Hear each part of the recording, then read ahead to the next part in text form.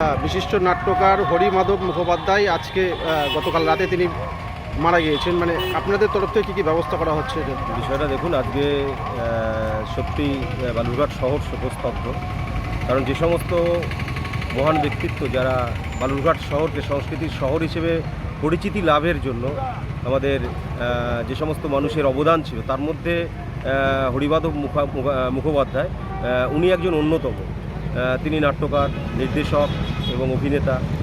তো তিনি বালুরঘাট শহরকে সংস্কৃতি শহর হিসেবে পরিচিতি লাভ ঘটানোর জন্য বালুরঘাট শহরকে যেভাবে চিনিয়েছেন, জানিয়েছেন এবং তার যে প্রয়াণে আজকে গতকাল তিনি আমাদের মধ্যে আর নেই, তিনি পরলোক গমন করেছেন।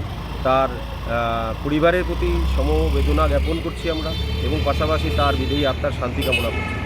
আজকে গোটা বালুরঘাট শহর তথা দক্ষিণ দিনাজপুর জেলা এবং বাংলায় আজকে নাট্য জগতে কিন্তু একেবারে শোকের ছায়া।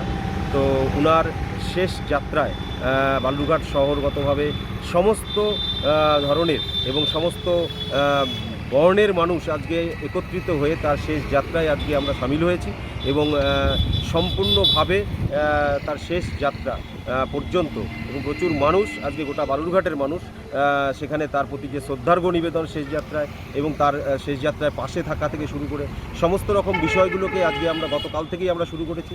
সব রকম বিষয়গুলোকে আমরা ঠিক রেখেছি এবং ইতিমধ্যেই আপনারা দেখতেই পাচ্ছেন যে ওনার দেহ অলরেডি আর বাড়িতে নিয়ে যাওয়া হচ্ছে এবং সেখান থেকে বালুরঘাট কলেজে নিয়ে যাওয়া হবে এবং তারপর সেখান থেকে আমরা কৃতিত্বে সেখানে তার দেহে পুষ্পার্ঘ নিবেদন এবং শেষ শ্রদ্ধা জানানোর জন্য গোটা শহরের প্রশাসনিক আধিকারিক থেকে শুরু করে সমস্ত নাট্যজগতের প্রচুর মানুষ যারা সেখানে তার প্রতি যে শ্রদ্ধা নিবেদন সেটা জানাবেন এবং তারপরে আমরা খিদিরপুর শ্মশানে তার দেহ নিয়ে গিয়ে শেষ যাত্রা এবং তার যা শেষ সম্পূর্ণ যা কাজ করার সেটা আমরা সম্পূর্ণ করব।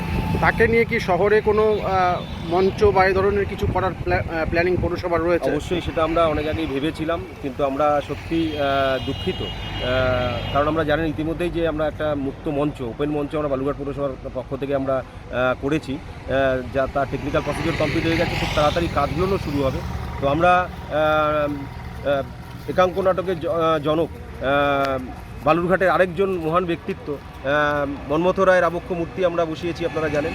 তো স্বাভাবিকভাবেই ডেডিকেটেড করার ক্ষেত্রে যে মুক্ত মঞ্চ সেটা পরবর্তীকালে অবশ্যই সেটা বালুরঘাট পৌরসভাগতভাবে আমরা ভাববো এবং পাশাপাশি তার আবক্ষ মূর্তির জন্য আমরা ভাবছি যে যাতে খুব তাড়াতাড়ি আমরা বালুরঘাটের সংস্কৃতিকে যিনি এগিয়ে নিয়ে গেছেন তার জন্য তার প্রতি সমস্ত ধরনের শ্রদ্ধা নিবেদন থেকে শুরু করে তার প্রতি যে আমাদের তাকে স্মরণ করার জন্য আগামী প্রজন্মকে জানানোর জন্য যা যা করণীয় সেটা অবশ্যই বালুরঘাট পৌরসভাগতভাবে আমরা